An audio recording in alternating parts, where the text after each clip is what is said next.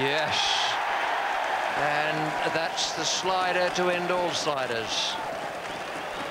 It certainly ended Ian Bell. That was beautifully bowled. All those big leg breaks. And a straight ball is done for him.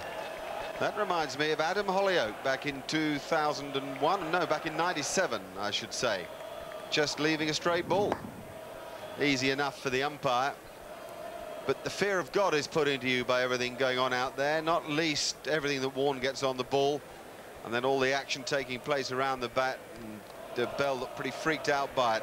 Very, very tough baptism against Australia. This beautiful slider. That's wonderfully well bowled. It's the one that comes out of the front of the hand, and it looks to the batsman just like a leg break. That's the great deception. Quite often, the slider is a more destructive ball than the flipper. The flipper, you have to change your action. The ball comes from underneath your hand. But the slider looks, for all the world, like a leg break.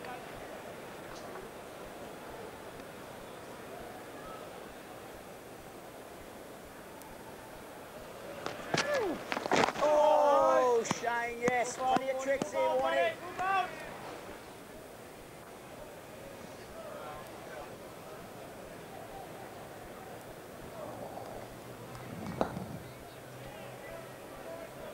I think we can say that it was a good piece of deception.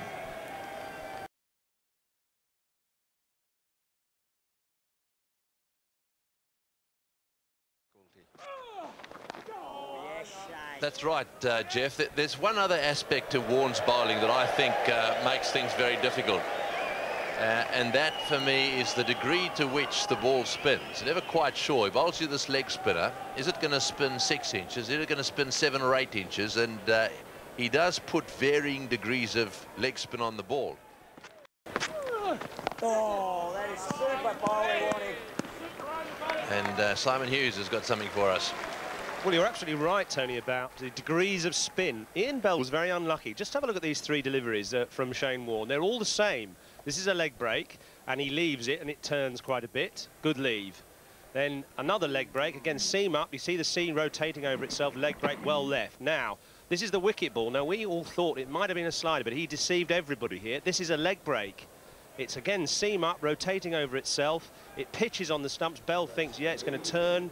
And it doesn't. It just slides straight on. May have just hit a harder bit of the pitch or a shiny part of the ball, or it may have been Warne's subtlety, just applying a little bit less spin. Bell a little bit unlucky, but the brilliance of Warne knows no bounds at the moment.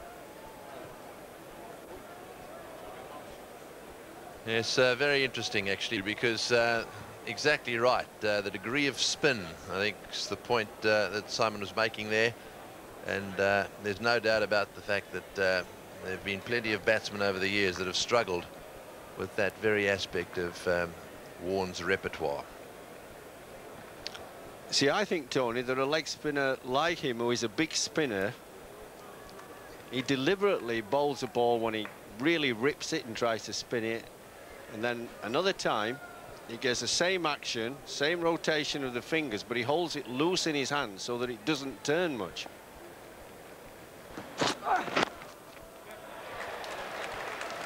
Yes, well, I mean, we're lucky enough with our technology these days to be able to see the rotation. And bear in mind, when we show you the slow motion replay, we're actually slowing it all down. So that rotation actually is being slowed down. You still see how much work that he puts on the ball.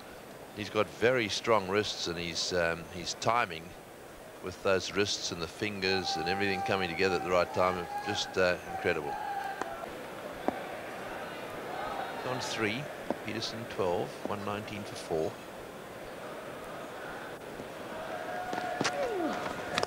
Oh, that's out. Caught behind. Big Nick trying to smash it through the offside field. A disappointed Flintoff.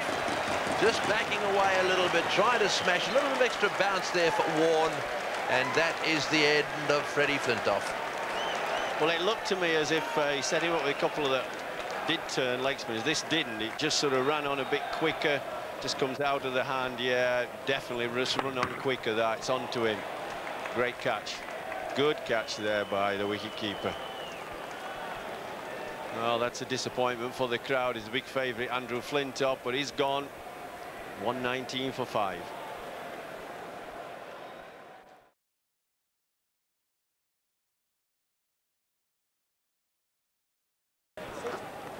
This is the wicket again. Just look for the bounce out, trying to smash it away. Big deflection straight into the gloves of Gilchrist. Good catch. There was a big deflection there. Took it nicely.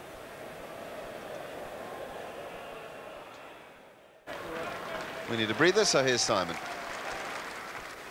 Fascinating duel, isn't it, between Peterson and Warne? And Warne's such a clever thinking bowler. Look at the way he got Flintoff out. This was the last wicket to fall.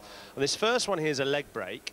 And Flintoff plays that one quite well, but he noticed his pad has gone quite a long way across. Now, this is the slider next ball, the one that goes straight on. And Flintoff didn't read it. He went for the cut. It comes quicker onto the bat, and he got a little edge. Now, we'll just have a look at those again. They're very difficult to pick up if you're not used to them. This is the leg break here, which is spinning that way. The slider is just the one that goes straight on there out of the front of the hand, and it just comes a little quicker as well. And he soon read that Flintoff couldn't pick that up, and so he went for the cut shot off the wrong delivery. It wasn't the spinner that was spinning away towards the offside, it was the slider, and he got a little edge. It was a bit quicker as well. It skated off the surface. So he's a clever thinking bowler, as well as having just basically 2 deliveries. It's not as if he's got hundreds of variations now. He's just basically sticking to the leg break and the odd slider, but he's using them so cleverly to outfox the batsman.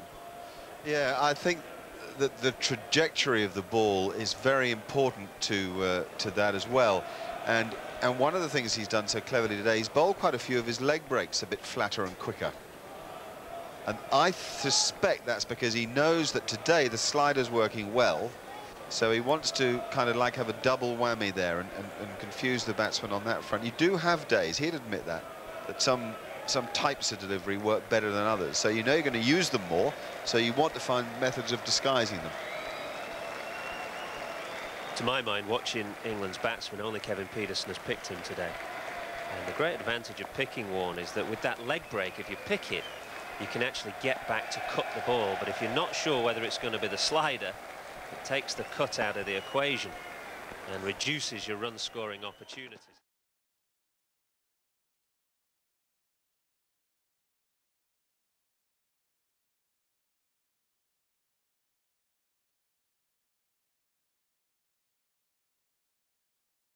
That okay. I was happy with my shape. I had good drift and good spin for only, you know, through the 3rd day wicket. I was halfway through day 3. I was pretty happy with the spin and the bounce I was getting.